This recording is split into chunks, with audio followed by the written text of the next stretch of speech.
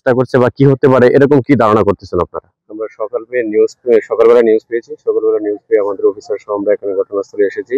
ঊর্ধ্বতন কর্তৃপক্ষের নির্দেশ ক্রমে এসে লাশটা পুকুরে ছিল, ওখান থেকে আমরা উপরে তুলে যে আনুষ্ঠানিক কাজকর্মগুলো আছে শ্রোতাল প্রস্তুত করে লাশটা ময়নাতদন্তের জন্য প্রেরণ করা হচ্ছে। ময়নাতদন্তের রিপোর্ট প্রাপ্তি সাপেক্ষে বোঝা যাবে যে মৃত্যুর প্রকৃত কারণ। ধন্যবাদ। এলাকায় নাকি? তো এখানে যে এই যে অর্ধগলিত একটা লাশ উদ্ধার করেছে পুলিশ আমরা দেখতে পাই। তো আপনারা কখন খবর পেয়েছেন বা এই বিষয়টা আসলে আপনার কি ধারণা হচ্ছে? বাহিরের লোক তো করে দাঁড়া থাকে, তারা আসছে খড়ি টুপা এসে এক মহিলা বলে দেখছে এখানে লাশ ভাইছে পুকুরে মাছ কাটে। পরে ওই যে মা দকলমে ওরে বাড়ি এখানে দোকানে গিয়ে খবর কইছে, পরে এলাকা সরাসরি হয়েছে, পরে সব লোক জনাইতেছে। পরে আইসা দেখে আসলে পরে পুলিশ খবর দেওয়া হয়েছে, সাংবাদিকের খবর দেওয়া হয়েছে, আইসা দেখে বাসায় ঘুমাইছিলাম। হঠাৎ 9:32 আমার চাচাতো ভাই আমাকে ফোন দিছে যে ওকে আরেকজনে ফোন দিছে যে আমাদের পুকুরের পাশে একটা লাশ পড়ে আছে।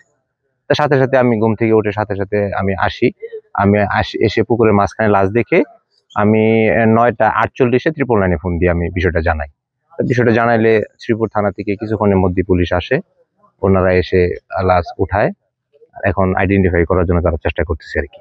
আমি বসাছিলাম, তখন আইসা দেখি আসলে লাশ, আমরা দুইজনেই আগে আসছি, আমি এবং পুকুরের মালিক যেটা আরিফ, দুইজনে আগে আইসা দেখছি। তারপরে আমি বললাম যে চালাইয়া 999 ফোন দে। 999 ফোন দেওয়া হয়েছি। ফোন দেওয়ার পরে অনেক লোকজন আসার পরে লাশ উপর উঠেছি। কিভাবে আসলো লাশ এখানে, এটা সঠিক বলতে পারি।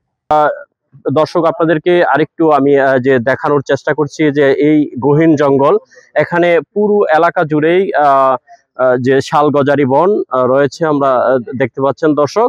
এই শাল গজারি বনের ভেতরেই যে পরিত্যক্ত এই পুকুরটি রয়েছে, এই পুকুরেই আজকে যে এখানে অজ্ঞাত একটি লাশ শ্রীপুর থানা পুলিশ এখানে এসে উদ্ধার করেছে। আমরা এশিয়ান টেলিভিশনের লাইভে আপনাদের দেখানোর চেষ্টা করছি। আসলে